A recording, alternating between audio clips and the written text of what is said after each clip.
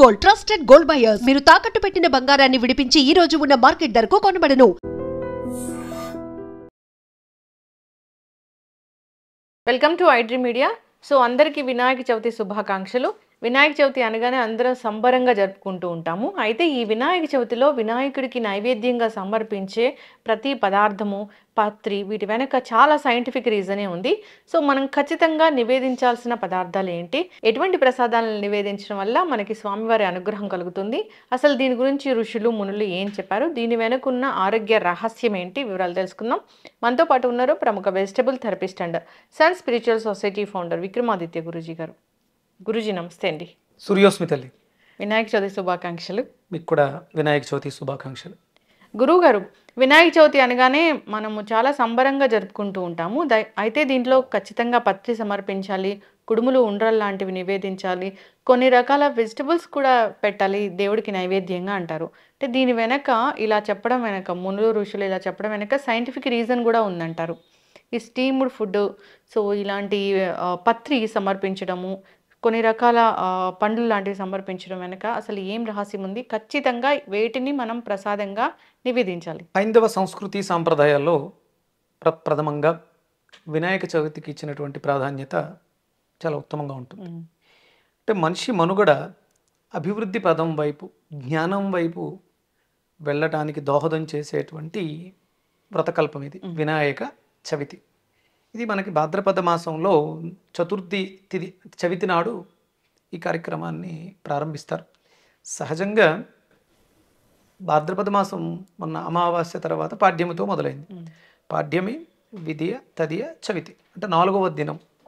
అక్కడ నుంచి 9 రోజులు నవరాత్రులుగా చేస్తారు. ఒరిజినల్గా అయితే పాడ్యమి నుంచే భాద్రపద నవరాత్రులు, గణపతి నవరాత్రులు చెయ్యాలి. మధ్యలో 4వ వస్తుంది, అక్కడ నుంచి ఇంకొక 5 రోజులు కంటిన్యూ చేస్తారు. లేదు కొంతమంది ఏం చేస్తారంటే చవితి రోజు మొదలుపెట్టి అక్కడ నుంచి 9 రోజులు చేస్తారు.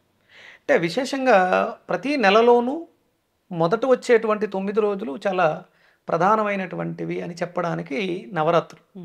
భాద్రపదంలో గణేష్ నవరాత్రులు, ఆశ్వీజంలో దేవీ నవరాత్రులు, శ్రావణ మాసంలో శ్రవణ మాసం మొత్తం చేస్తాం.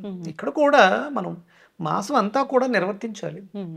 మనకి వేదం ప్రమాణం ఏంటంటే వేదంలో ప్రమాణం ఏంటంటే శ్రావణం, భాద్రపదం రెండు ఒకే తత్వం కలిగినటువంటి నెలలు, మాసాలు.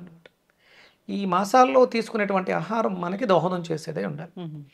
సహజంగా భాద్రపద మాసంలో మనకి విపరీతంగా వర్షాలు పడుతూ ఉంటాయి. ప్రకృతి అంతా కూడా పురుగు పుట్రలతోటి, క్రిమికీటకాలతోటి ఉంటుంది. అందుకని గణపతి ఆవిర్భావానికి ముందు అమ్మవారు నలుగు పెట్టుకుందని, ఆ నలుగు పిండితో ఒక బాలుని తయారు చేసిందని, అంటే మనకు అర్థమయ్యే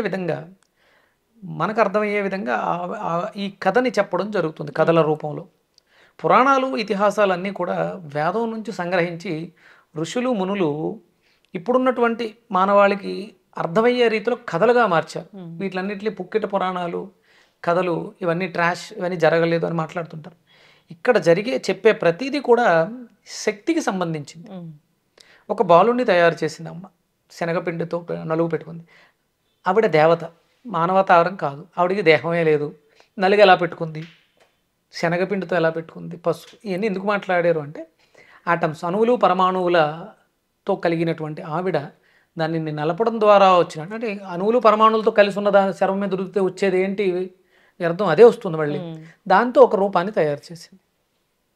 ఆ తయారైన రూపం గుమ్మంకడ కాపలా పెట్టిందని, పరమేశ్వరుడు వస్తుంటే అద్దుకున్నాడని, ఆయన తల తీసేశాడంటే ఇదంతా శక్తికి సంబంధించింది. అమ్మవారు కాలంతో ఉంది, అమ్మవారి శక్తి స్వరూపిణి, కాలం కోసం ఎదురు చూస్తుంది. కాలం, సమయం వ్యాపించి ఉంది, ప్రారంభం మొదలవలేదు. అందుకని ఒక బాలుని తయారు చేసింది. ఆ వచ్చిన శివుడు తల తీశాడు. అంటే ఒకటే ఎనర్జీతో ఉన్నటువంటి అమ్మవారి రూపాన్ని, శక్తిని ఆయన శక్తితో అనుసంధానం చేశాడు. పార్వతీ పరమేశ్వరుల శక్తి గణపతి, ఒక బాలుడు, అప్పుడు గణపతి అయ్యాడు. అప్పటి వరకు బాలుడే. ఆ తర్వాత ఇది చేసిన తర్వాత ఆయనకి గణాధిపత్యం ఇచ్చారు.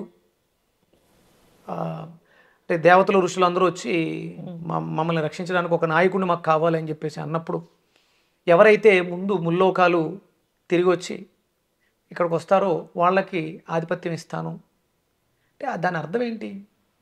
కుమారస్వామి నెమలి వాహనం మీద స్పీడ్కి వెళ్తారు, హారిజాంటల్ స్పీడ్, అది స్పీడ్తో సంబంధించింది. అంతకన్నా ముందు ఈయన అక్కడికి వెళ్తులోకి ఆయన అక్కడ ఆ నదిలో స్నానం చేసి వస్తున్నట్టు కనిపించింది. అది చాలా అద్భుతంగా ఉంటుంది అన్నమాట. అంటే ఇది సూర్యుడే, కాంతి శబ్దం కన్నా త్వరగా వెళ్ళగలుగుతుంది. అవును. అంటే velocity of speed, velocity of light ముందు ఉంటుంది. ఈయన గణపతి కాబట్టి, లైట్ కాబట్టి, జ్ఞానం కాబట్టి సుబ్రహ్మణ్యుడు స్పీడ్గా వెళ్ళే లోపే అక్కడ ఆల్రెడీ అందులోంచి వస్తున్నట్టు కనిపించాడు ప్రతిసారి. అంటే ఉన్న ఒకే చోట నుంచి ఇక్కడ మనం బాల్కనీలో నుంచి చూస్తే సూర్యుడు కనిపిస్తాడు. మీ ఇంట్లో మీ అమ్మ నాన్న చూస్తే కూడా సూర్యుడు, అంటే ఇక్కడ సూర్యుడు అక్కడికి వెళ్ళాడా? అక్కడ ఒక్కడే ఉన్నాడు. అంటే లైట్కి, వెలాసిటీ ఆఫ్ లైట్కి అక్కడ భ్రమించేటువంటి శక్తి ఉంది, త్వరగా వెళ్ళే శక్తి ఉంది అక్కడ. అంటే గణపతి అంటే జ్ఞానము, లైట్ అని చెప్పడం జరిగింది. ఇప్పుడు అసలు అంటే మీరు అడిగింది ఎందుకు ప్రసాదాలు, వీటిలో ఉన్నటువంటి విశిష్టత, అంటే అది నాలెడ్జ్ అంటూ ఉంటే అసలు ఇది ఎందుకు జరుపుకుంటున్నామో తెలిస్తే, ఇప్పుడు అంతా ఎలా ఉంది, డీజేలు, శబ్దాలు, పెద్ద పెద్ద పల్లకీలు, 100% నాలెడ్జ్. అంటే గణపతి అంటే తొండం ఉంటుంది, ఆయనకు కుండ్రాలు పెట్టాలి, చేతిలో ఒక పెద్ద లడ్డూ పెట్టాలి, దాన్ని లక్షలకు పాటలు పాడాలి, వేలం పాటలు పాడాలి, దాన్ని తీసుకెళ్లి పొలాల్లో జల్లు, ఇవన్నీ మాట్లాడతారు. అసలు ఫస్ట్ గణపతి అంటే ఏంటి? దాన్ని వదిలేసి భార్యడు పొద్దెక్కిన తర్వాత నిద్రలేసి 100 కొబ్బరికాయలు కొట్టి 100 కేజీల లడ్డు పెట్టేస్తే అయిపోతుందా? ఇది తెలుసుకోవాలి. ఇక్కడ ప్రకృతిలో ఉన్నటువంటి శక్తులు, దుష్ట శక్తులు ప్రబలి మనకు అనారోగ్యాలు వచ్చే అవకాశం ఉంది కాబట్టి మన లైఫ్ స్టైల్ని మారుస్తుంది ఇది. దానికోసం పసుపు గణపతిని పెట్టి పూజిస్తారు. పసుపుని ముద్దగా చేసి దాన్ని మనం పూజిస్తాం.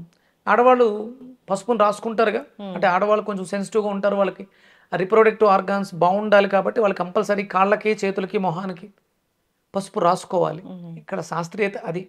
అందుకని పసుపు గణపతిని పూజించడం కూడా మనకు సాంప్రదాయంలో ఉంటుంది. ఒక పసుపుని ముద్దగా తయారు చేసి దానికి ఒక రూపం వేస్తే అది గణపతి. మామూలుగా గిన్నెలో ఉంటే అది పసుపు, కొంచెం తడిపి ముద్ద చేస్తే పసుపు గణపతి. ఇక్కడ ఏదో పూజ జరిగి అంత విజ్ఞానాన్ని మన ఋషులు మనకి ఇవ్వడం జరిగింది. ఈ సీజన్ తడిగా ఉంటుంది, బ్యాక్టీరియా స్ప్రెడ్ అయ్యే ఛాన్సెస్ ఉంటుంది. అందుకని ఇలాంటి ఆధ్యాత్మిక కార్యక్రమాలు ఈ 9 రోజులు, భాద్రపద మాసంలో 9 రోజులు చాలా విశేషంగా ఉంటాయి. ప్రకృతిలో శక్తులు కూడా అంతే విశేషంగా ఉంటాయి. ఇంకా మనం జాగరూకతతో ఉండాలి కాబట్టి నవరాత్రులు అన్నారు. చీకటి మన మీద విజృంభిస్తుంది, జ్ఞానంకి దూరంగా ఉంచుతుంది కాబట్టి రాత్రి జాగరూకతతో ఉండండి, తేలికపాటి ఆహారాన్ని స్వీకరించండి అని చెప్పడానికి ప్రధానమైనటువంటి కారణం. ఇక చాలా రకాలుగా అంటే ప్రకృతితో కూడా అనుసంధానం చేస్తూ ఉంటుంది మన హిందూ ధర్మం.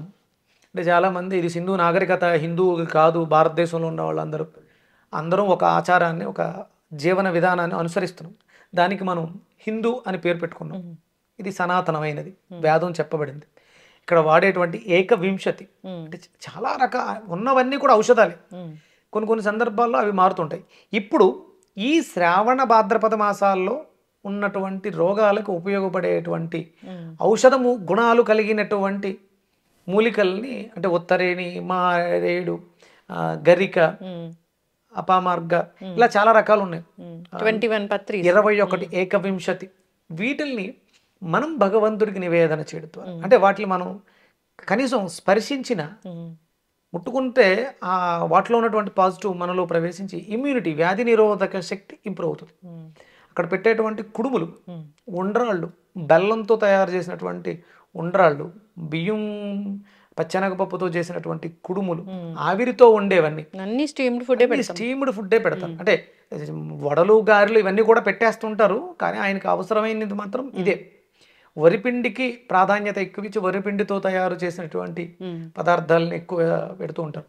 అలాగే యవల పిండి అని ఉంటుంది, సత్తు పిండి అంటారు, దాంతో తయారు చేసినటువంటి పదార్థాలు పెట్టడం ద్వారా మనలో ఇమ్యూనిటీ, వ్యాధి నిరోధక శక్తి. ఇంకొకటి ఏంటంటే, ఇంతకు ముందు సమ్మర్లోనూ అట్లా మనం విపరీతంగా ఆయిల్ ఫుడ్స్ అయితే తినేసి ఉంటాం, ఫ్యాట్స్ బాడీలో పెరిగిపోయి ఉంటాయి.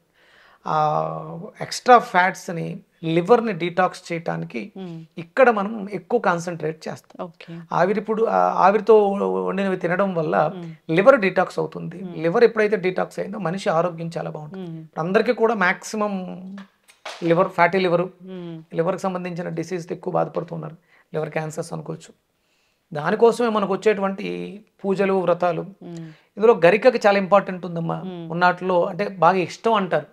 భగవంతుడికి అన్ని ఇష్టమే, ఆయన సృష్టిలోంచి వచ్చింది. అంటే ఈయన గణపతి, మీరు నథింగ్ బట్ ఈయనే సూర్యుడు కూడా, ఈయనే సూర్యుడే గణపతి. ఆయనకు ఒక రూపాన్ని ఇచ్చింది అమ్మవారు బాలుడిగా. తను చాలా ఇష్టపడేటువంటి బాలుడు అన్నమాట. అలాగే పరమేశ్వరుడు శక్తితో అనుసంధానం చేయబడింది. అమ్మవారి శక్తి అయ్యవారి శక్తితో అనుసంధానం చేయబట్టి ఆయనకు ఒక తొండం, తల తీసిన వాడికి ఇంకొక తల పెట్టడం తెలిసింది, వేరే తలని తీసుకొచ్చి తీసిన తలని పెట్టగలరుగా. అవును. అంటే గణపతి దీన్ని ఎందుకు పెట్టాడు అంటే దానికి ఒక పరమార్థం ఉంది. పెద్ద చెవులు, చిన్న కళ్ళు, పొడిగాటి ముక్కు, చాలా పరమార్థం ఉంది. అంటే మనం దాని తత్వాన్ని తెలుసుకొని పూజిస్తే మనం అభ్యున్నతిని సాధించడానికి అవకాశం ఉంటుంది. ఆయనకి ప్రధానంగా గరికి ఇష్టం. మన శరీరం సమ్మర్ అంతా కూడా ఉష్ణంతో ఇబ్బంది పడి ఉంటుంది. అందుకని గణపతి అంటే మూలాధారం వేడిగా ఉంటుంది, దాన్ని శాంతింప చెయ్యాలి అంటే మనకి గరిక అవసరం. గరికని జ్యూసుగా చేసుకొని దాన్ని మనం స్వీకరిస్తూ ఉంటే క్యాన్సర్ని కూడా చిక్కుపట్టగలుగుతాం. అంటే మనలో ఉండేటువంటి వ్యర్థాలు అవన్నీ కూడా క్లీన్ చేయడానికి గరిక చాలా, గరుకుగా ఉంటుంది, లోపల వ్యర్థాలను పట్టుకుని బయటకు తీసుకొస్తుంది. అంత శక్తి గరికకు ఉంది.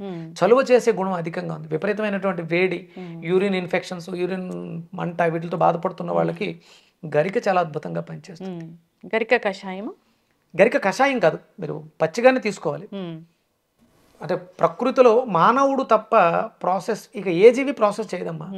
అది దాంట్లో ఔషధ గుణాలు పర్ఫెక్ట్గా మనకు అందాలంటే మీరు పచ్చిగా జ్యూస్ లాగే తీసుకోవాలి. శుభ్రంగా నీట్గా కడుక్కొని చిన్న చిన్న ముక్కలు కట్ చేసి చిన్న అల్లం ముక్క యాడ్ చేసి మిక్సీలో గ్రైండ్ చేయండి. పచ్చిగా తాగలేము అనుకుంటే శుభ్రం చేసే శక్తి దానిమ్మకాయ కూడా ఉంది. దానిమ్మకాయ అన్నా కూడా గణపతికి చాలా ఇష్టం. అందుకని ఇవి రెండూ కలిపి, అంటే రుచిలో వగరు కలిగి ఉండాలి. వగరు కలిగిన రుచి కలిగిన ప్రతి పదార్థము మనలో వ్యర్థాలని, క్యాన్సర్ సెల్స్ని డెడ్ చేయడానికి చాలా బాగా ఉపయోగపడతాయి. కానీ గరికని మనం జ్యూస్లా చేసుకుని తాగాలి. దీంతో పాటు అంటే మీకు ఇగో ఇక్కడ మీరు దోసకాయ కూడా పెట్టడం జరిగింది. దీనికి మనం మృత్యుంజయ మంత్రం చెప్తుంటారు. త్రయంబకం యజామహే సుగంధిం పుష్టివర్ధనం ఉర్వారుకం ఇవ వందనాత్ మృత్యోర్ముక్షి మామృతాత్ అని ఒక శ్లోకం చెప్పుద్ది. అంటే దోసపండు పాదుని పండి ఎలా అయితే పండిన తర్వాత రాలిపోతుందో అలా మా జీవితాలు దోసపండులా పండిన తర్వాత పూర్తిగా పక్వానికి వచ్చి ఇక చాలు ఈ జీవితం అనే స్థితికి వచ్చిన తర్వాత మనం రాలిపోవాలి అని మృత్యుంజయ మంత్రంలో దోసపండు గురించి చెప్తారు. దోసకాయకి అంత విశేషత ఉంది. ఇది ముందు పచ్చగా ఉంటుంది, ఎదిగే కొద్ది ఆకుపచ్చ రంగు నుంచి పసుపు వర్ణంలోకి మారుతుంది. ఇది కూడా సూర్య ప్రాణశక్తి, తీగజాతికి సంబంధించినవి. ఈ సీజన్లో వచ్చేటువంటి తీగజాతుల్లో మనం ఏమున్నాయి? తీగజాతి బీరకాయ తీగజాతి, సొరకాయ తీగజాతి, బూడిద గుమ్మడికాయ తీగజాతి. అంటే తీగుండి పుష్పం ఉండి ఫలంగా మారేవి చాలా విశేషమైనటువంటి పొట్లకాయ, దొండకాయ. ఈ సీజన్లో ఇవి ఎక్కువగా వాడుకోండి. ఇవి వాడుకోవడం ద్వారా మీరు ఆరోగ్యవంతులు అవుతారు. మీకు ఉన్నటువంటి మూలాధార సమస్యలు, అంటే మన శరీరంలో మూలాధార, స్వాధిష్టాన, మణిపూరక, అనాహత, విశుద్ధి, ఆజ్ఞ, సహస్రాలు, ఈ చక్రాల మీద ఆధారపడి, అంటే కేవలం మనం డయాగ్నోస్ చేసి బ్లడ్ టెస్ట్లు వీటి మీద మాట్లాడుతుంటాం.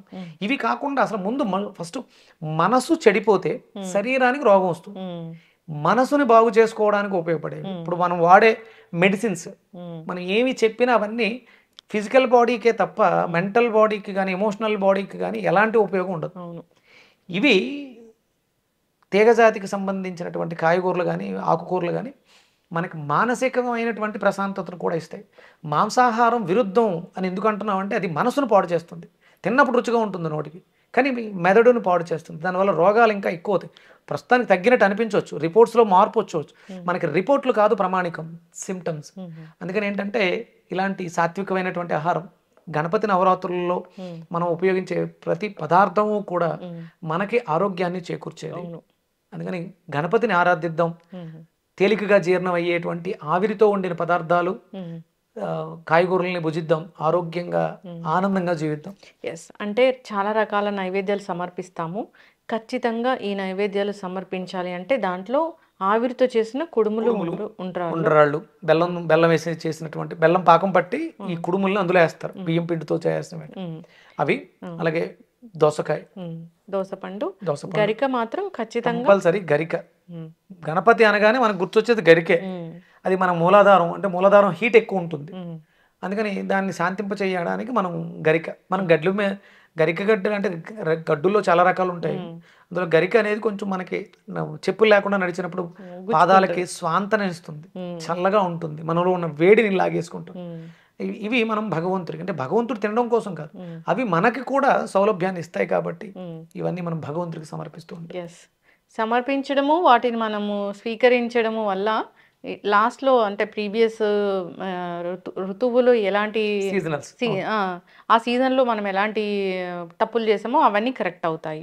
అప్పుడు ఆయిలీ ఫుడ్ ఎక్కువగా తీసుకుని ఉంటాం కాబట్టి స్టీమ్డ్ ఫుడ్ ఖచ్చితంగా తీసుకోవాలనేది దాని వెనక మునులు ఋషులు వీళ్ళందరూ కూడా చెప్పడం వెనక చాలా అర్థం, పరమార్థం, సైంటిఫిక్ రీజన్ ఖచ్చితంగా ఉంటుంది గురూజీ. ముని ఋషి అంటే ఒక మంత్రాన్ని, అంటే మంత్రం అంటే ఆలోచన, ఒక ఆలోచన వచ్చింది, అనారోగ్యం వచ్చింది, దానికి ఒక మంత్రం వస్తుంది, ఆలోచన మంత్రం అవుతుంది, మంత్రాన్ని జపిస్తాడు, జపించిన తర్వాత అందులో దైవాన్ని దర్శిస్తాడు, అందులో ఉన్నటువంటి నిగూఢ అర్థాన్ని దర్శించాడు కాబట్టి ఆయన ఋషి అయ్యాడు. మునిగా ప్రారంభించి మౌనంగా ఉంటూ సాధన చేస్తూ ఋషిగా మారతాడు అనమాట.